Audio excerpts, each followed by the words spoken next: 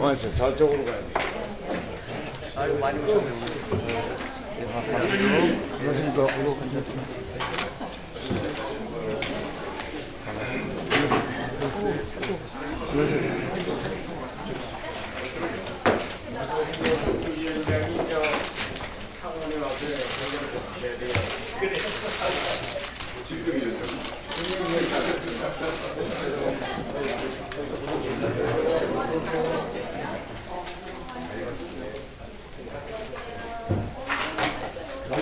몇 시에 들어오요?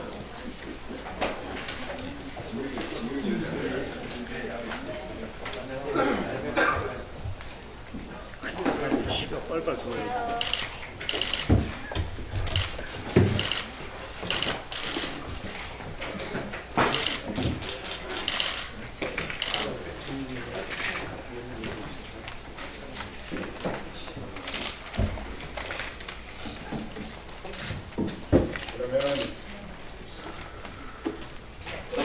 제4차, 제74차 최고위원회 회의 및 확대 간부회의를 개최합니다. 우리 상설위원장 및 특별위원장들이 다 모이십니다. 우리 당이 아주 부자가 된 느낌입니다. 감사합니다. 오늘이 세계 여성의 날입니다. 차별 없는 세상을 위한 여성들의 노력으로 111주년을 맞았습니다. 그동안 여성들은 당연하게 여겼던 남성 중심의 세상과 싸워왔습니다. 그 노력으로 오늘날 여성의 학업 취업들은 남성을 능가하고 여성의 취업률은 날로 상승하고 있고 보이직에 진출하는 여성의 수도 급격하게 증가하고 있습니다. 고등고시는 나와서도 입자, 공사, 회사, 여성들이 강의를 다 준비하고 있습니다. 이제 여성은 더 이상 객체가 아닙니다. 자신의 삶을 당당한 지표로 거듭났습니다. 하지만 아직도 갈 길이 멉니다. 여성들은 여전히 유리천장이라고 불리는 무형의 사회적 불평등의 고통을 받고 있습니다. 임신과 출산, 육아로 인한 경력 단절을 극복하는 방안을 마련하는 것도 아직은 요원한 실정입니다. 계속해서 노력해야 일자리에서의 여성의 권익이 향상되고 경제 참여도 더욱 활성화되어야 합니다.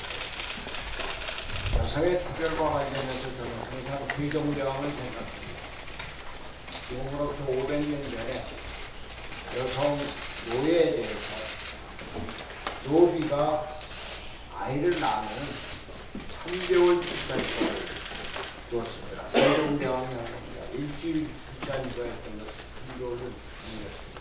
더 놀라운 것은 노비의 남편 것을 때 남편에게도 육아휴직을 한 달을 줬습니다.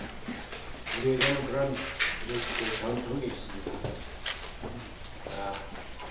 우리는 이러한 전통을 이어받아서 공정하고 평등한 세상을 만들어 나가고자 하는 그런 사례를 열어나가야겠습니다.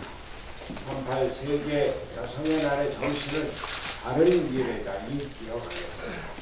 바른 미래당은 앞으로도 기득권을 무너뜨리고 세상을 바꾼 여성들과 함께할 것을 약속합니다.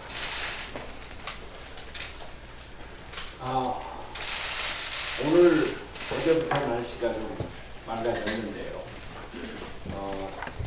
사상 처음 7일 연속으로 발견되었던 미세먼지 비상저감 뉴스가 발표됐습니다. 우리를 괴롭혔던 미세먼지 상황이 어제 오후부터 나아짐에 따라서 우리는 오랜만에 푸른 하늘과 맑은 공기의 소중함을 수가 있었습니다.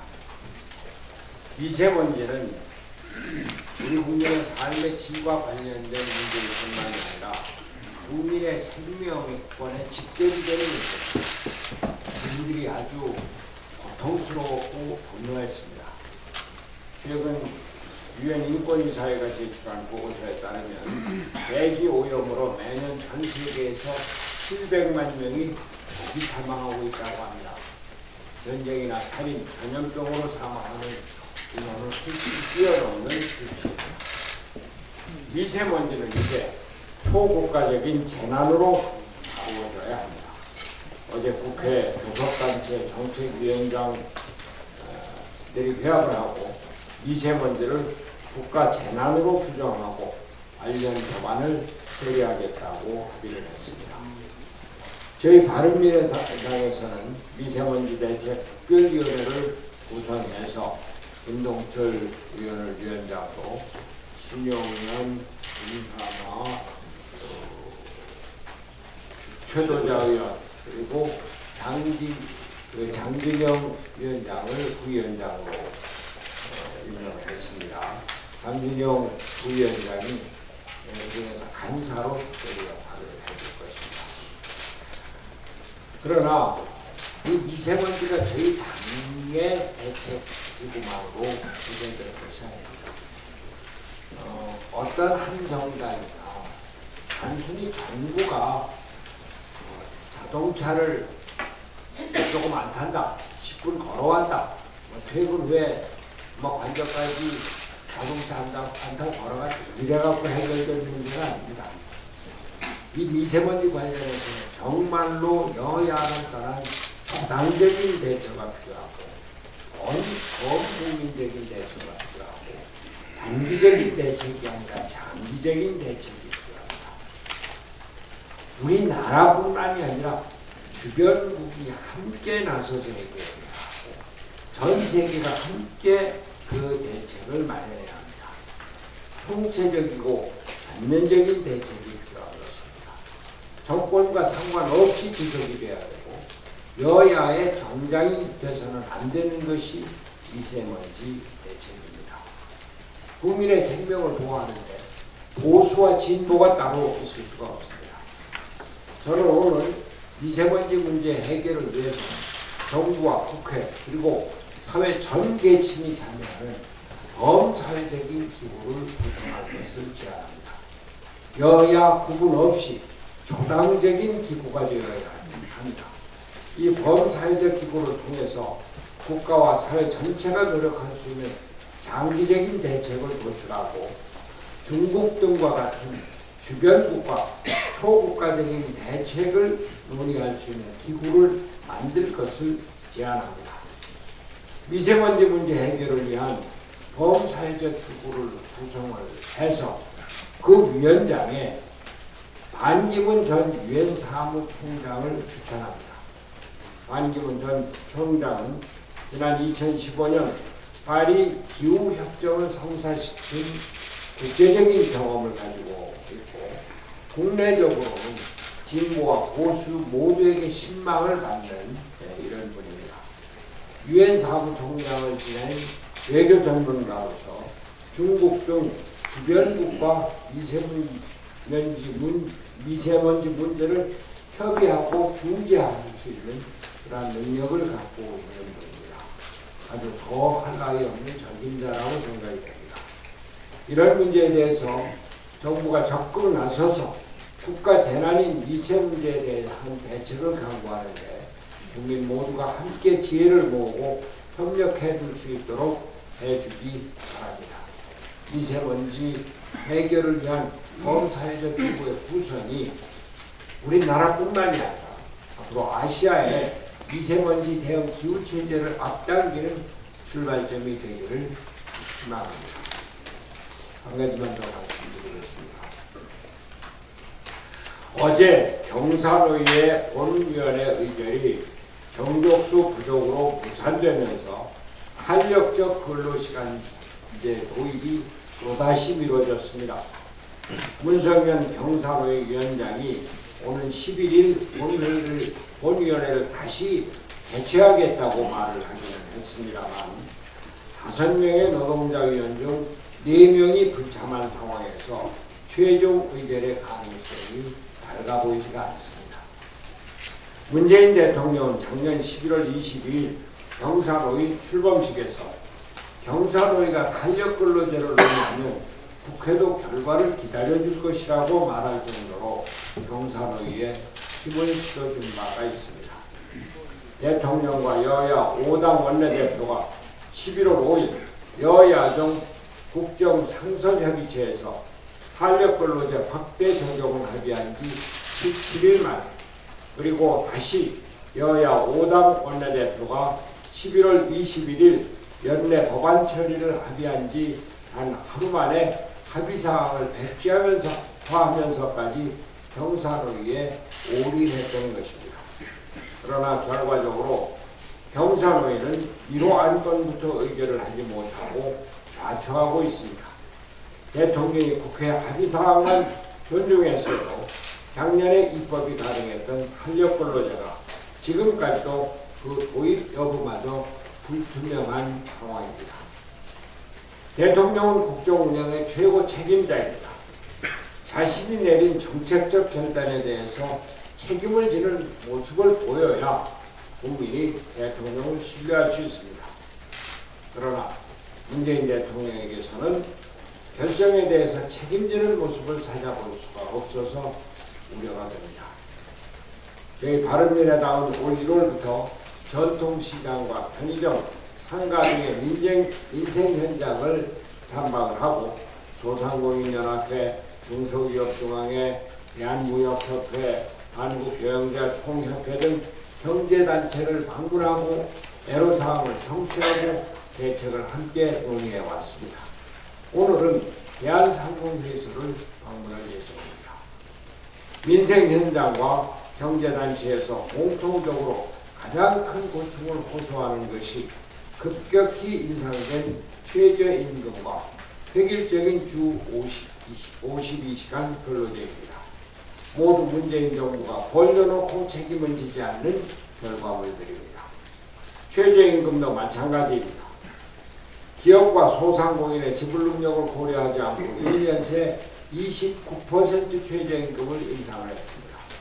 여기에 주휴시간과 수당을 최저임금에 산입하는 시행령 개정안을 통과시켜서 실질적인 올해 최저임금은 1만 원을 초과했으며 2년간의 실질 인상률은 55%에 달하고 있습니다. 소상공인들은 주휴수당이 뭔지도 모르고 있다가 아닌 밤중에 홍두깨를 맞으냐 어안이 벙벙해하고 있습니다.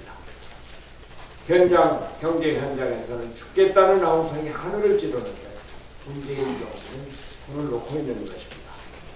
이제 문재인 대통령이 경제정책의 실패에 대해서 책임지고 해결하는 모습을 보여야 합니다. 과감한 정책 전환을 해야 합니다. 내년도, 최소한도 내년도 최저임금 인상을 종결하고 영세 소상공인 업체 주휴수당 제도를 철폐해야 합니다. 탄력 근로제 기간 확대 문제를 경사노위에 맡기지 말고 국회에서 여야 간 합의로 처리되도록 해야 합니다. 이제는 대통령이 기업인들에게 말과 식사와 쇼뿐인 간담회가 아니라 실질적인 해법을 내놔야 합니다. 정부는 경제를 시장에게 맡기고 기업에게 활력을 불어넣어 주어야 합니다. 정부가 더 이상 민주노총의 포로가 되어서는 안 됩니다. 경제가 정권의 선거와 정치공학의 포로 잡혀서는 그 피해는 국민들에게만 옵니다. 저는 대한민국 제조산업의 주축돌인 창원에서 그동안 지나면서 기업인들과 소상공인들로부터 정부 정책의 폐해를 눈으로 보고 있습니다. 창원 경제가 죽어가고 있습니다. 전국의 기업과 소상공인들이 살게 해달라고 아우성입니다. 민주노총의 포로망을 과감히 뚫고 경제를 시장에 맡기십시오. 기업과 소상공인들의 어려움을 듣고 풀어주십시오. 그것이 국정관리의 최고 책임자로서 취해야 할 올바른 자세입니다. 문재인 대통령의 각성을 거듭 촉구합니다. 네, 원내대표입니다. 어제 국회 혁신당위원회가 매월 1일에 임시국회를 소집하는 방안 등을 골자로 하는 권고사항들을 발표했습니다. 바른미래당은 자문위가 발표한 내용을 크게 환영합니다.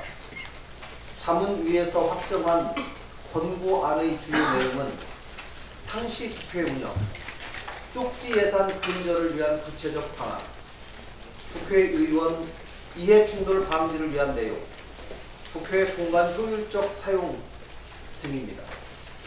자문이 권고한 내용들 대부분이 바른미래당이 그동안 국회 개혁을 위해서 수차례 주장했던 내용들과 같습니다. 국민들에게 일하는 국회의 모습을 보여줄 내용입니다. 바른미래당은 양당에게 3월 임시국회에서 자문위의 권고안을 그대로 입법 처리할 것을 요구합니다. 일하는 국회, 기득권을 내려놓는 국회의 모습을 위해서 3월 임시국회에서 이 안이 반드시 입법 처리되어야 할 것입니다. 양당의 결단을 촉구합니다. 대한민국의 발전과 정치 개혁 및 선거 개혁을 위해서라면 여당이든 야당이든 누구든 앞장서는 것이 도리입니다. 또한 민주주의 발전을 지향하는 정당이라면 당연히 정치 개혁에 앞장서야 합니다. 하지만 자유한국당은 지난해 12월에 모든 정당과 함께 합의한 선거제도 개혁에 대한 약속을 지키지 않고 있습니다. 그 이후 어떠한 협상에도 성의를 가지고 임하지 않고 있습니다. 바른미래당의 선거개혁 협상 요구에도 묵묵부답. 이러한 모습은 국익과 민생이 아닌 오로지 당리당략에 의해서만 움직이는 기득권 정당의 모습뿐입니다. 어제 민주당이 의원총회를 통해서 선거제 개혁 방안을 당론으로 확정했습니다. 당초의 지역구 200석, 권역별 연동형 비례대표제를 통한 비례의석 100석에서 다소 후퇴한 225대 75석을 발표했습니다. 지역구를 축소하는 것이 현실적으로 매우 어렵다는 점을 고려하고 비례성과 대표성을 지금의 선거제도보다는 강화시킨다는 점에서 진일보한 점이라고 평가합니다. 앞으로 협상 과정에서 구체적인 내용을 들어보고 협상에 나서겠습니다. 이제 자유한국당의 결단만이 남았습니다. 저는 오늘이라도 자유한국당이 선거개혁을 위한 진지한 논의에 나설 것을 다시 한번 촉구합니다. 주말 동안 끝장 토론을 해서라도 합의점을 내놓을 수 있습니다. 이런 바른미래당의 절박한 요청을 한국당이 끝내 거절한다면 이것은 바른미래당 등 여러 정당들이 패스트트랙을 포함한 다른 어떤 방법을 강구해도 자유한국당은 상관하지 않겠다는 입장을 간접적으로 표현한 것이라고 간주하겠습니다. 바른미래당이 마지막으로 자유한국당에게 촉구합니다. 여야의 원만한 합의를 통한 선거제도 개혁을 위한 마지막 촉구에 함께 해줄 것을 다시 한번 촉구합니다. 이상입니다. 아까 모두의 대표님 말씀하셨듯이 오늘은 유엔이 정한 세계 여성의 날입니다. 1908년 미국 여성 노동자들이 정치적 평등권 정치와 임금 인상을 요구하며 시위를 벌인 날을 기념해서 75년 제정이 되었습니다. 지금도 전 세계적으로 여성이라는 이유만으로 차별받는 현실을 바꾸려는 노력이 계속되고 있습니다. 우리나라의 경우 아직 갈 길이 요원합니다. 한국은 2013년부터 지금까지 6년 연속 OECD 국가 중 요리천장지수 최하위 국가입니다. 임금 격차 역시 OECD 국가 중 1위입니다. 17년 기준으로 남성이 100을 받으면 여성은 63을 받습니다. 여성의 정치 대표성 확대도 절실합니다. 현재 한국의 여성 국회의원 비율이 17%로 OECD 국가 중에 낮은 수준입니다. 프랑스는 남녀 동수 공천제를 헌법에 명시하고 있고 한국과 마찬가지로 여성 비율이 국회의원 여성 비율이 10%대인 일본도 작년에 이 법을 채택했습니다. 우리도 얼마 전에 박영선 의원이 남녀동수법을 대표 발의했는데 많은 네티즌들의 공격을 받았습니다. 아직 많은 사람들이 그 필요성을 인식 못하고 있어서 정말 안타깝습니다. 2018년 합계 출산율이 0%에 진입을 했습니다. 12년간 126조를 투입했는데 왜 개선되지 않습니까? 남성들이 만들어 놓은 사회 시스템과 육아 정책으로는 아무리 돈을 퍼부어도 해결이 되지 않습니다. 여성이 육아와 함께 사회생활을 편하게 할 수 있는 시스템과 제도가 정착될 때 출산율이 개선됩니다. 그런 사회를 만들기 위해 남녀동수법이 필요한 것입니다. 남녀동수법은 남성과 여성이 함께 배려하는 사회를 만드는 법이고 출산율을 높이는 법이고 미투와 유치원 사태를 해결하는 법입니다. 바른미래당은 기회와 대표성에 있어서 남녀가 평등해지는 세상을 간절히 바라고 응원합니다. 그래서 여성의 날이 필요 없을 때가 오기를 기대합니다. 한 가지 더 말씀드리겠습니다. SK하이닉스가 이천과 청주 공장의 발전소를 건설하겠다고 했습니다. 한전은 보도자료를 내서 지난 20년간 최고 품질의 전력을 안정적으로 공급했다고 섭섭함을 표했는데요. 지난 20년간 우리나라 에너지 정책은 기업의 수요를 안정적으로 공급하기에 문제가 없었습니다. 문제는 지금 에너지 정책이 바뀌었다는 겁니다. 원전을 줄이고 신재생을 늘리면 전력 양의 안정성에 있어서 불안하고 석탄을 줄이고 LNG를 늘리면 비용이 만만치 않습니다. 이미 산업용 심야 전기료 인상 이야기가 나오고 있습니다. 기업 경영의 제일 목표는 지속성입니다. 미래의 잠재 리스크를 고려해야 합니다. 글로벌 기업이 리스크를 줄이고 비용을 절감하겠다는데 정부가 이래라 저래라 할 필요는 없습니다. 탈원전하면서 미세먼지도 줄이고 전기료도 올리지 않는 마법은 없다는 것을 우리 모두 알고 있습니다. 지금의 정책 하에서 언제까지 전기료를 인상하지 않고 버틸 건지 국민들은 늘 조마조마합니다. 정부는 이 시점에서 정말 뭐가 중요한지 생각해보고 국민이 믿고 신뢰할 수 있는 에너지 정책을 제시하길 바랍니다. 이제 비공개 최고위원회에서 당원 제35조에 근거해서 설치된 미세먼지 특위위원장의 김동철 의원님의 임명장 수여식 있겠습니다.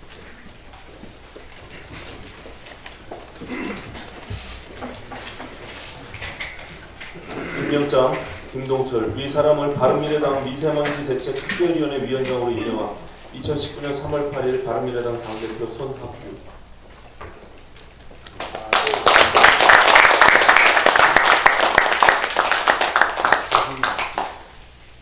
예, 장진영 부위원장 임명장 수여식 하겠습니다. 임명장 장진영 위 사람을 바른미래당 미세먼지 대책 특별위원회 부위원장 및 간사로 임명한 2019년 3월 8일 바른미래당 당대표 손학규.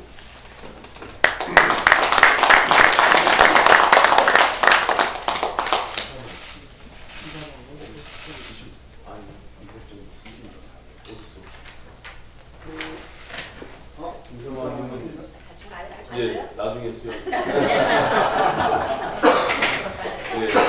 고맙습니다. 지금 지금 항로위에서 여러 가지 활약하고 계시는 김동철 비서장께서 지금 재난 수준의 우리 미세먼지 관련 내용들 한 말씀 하시도록 하겠습니다. 네, 너무나도 어려운 과제인데 또 저에게 이렇게 당에서 정책을 맡겨주셨습니다. 문재인 정부가 2년이 지났는데도 그리고 미세먼지를 30%를 감축하겠다고 한 대선 공약이 버젓이 살아있는데도 불구하고 문재인 정부가 지난 2년 동안 무엇을 했는지 모르겠습니다. 그러면서 중국으로부터는 증거 있냐라는 그런 면박을 받고도 아무 말도 하지 못하고 있습니다. 이제 소학교 대표님 말씀하신 대로 미세먼지는 지금 현 정부가 발표한 그와 같은 2세 대책이 아니라 근본적이고 장기적인 대책이 필요할 때라고 생각합니다. 방금 한전 문제를 우리 권은희 최고위원께서 말씀하셨지만 지금과 같은 화력발전과 LNG 발전으로는 미세먼지도 해결할 수 없고 전력 난도 해결할 수 없고 전기요금 그래서 한전의 재무 문제도 결코 해결할 수 없고 계속해서 악화만 될 겁니다. 이 문제에 대해서 근본적인 해결책은 원전을 획기적으로 늘리는 방법밖에 없습니다. 이것을 불과 2달 전에 마이크로소프트 빌 게이츠 회장이 인류 90억 명 시대를 맞이해서 그리고 4차 산업혁명 시대에 대폭 늘어나게 될 전력 문제를 해결하기 위해서는 원전이 답이고 마이크로소프트는 차세대 원전을 준비 중이라고 발표한 바 있습니다. 문재인 정부는 푸세 두고두고 정말 국가적 문제를 전혀 해결하지 못한 무능한 정부라는 그런 비판에 직면하기 전에 획기적인 에너지 정책의 전환이 있어야 할 것입니다. 네, 고맙습니다.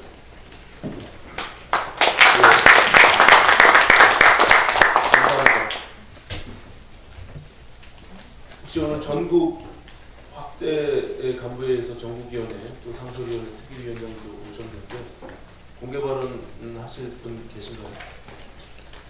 네, 있습니다. 네, 짧게 그럼 그저 중소기업위원회 말씀하시는 감사 행복이 예.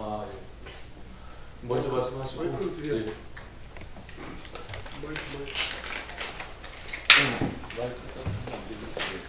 이 마이크를 그러면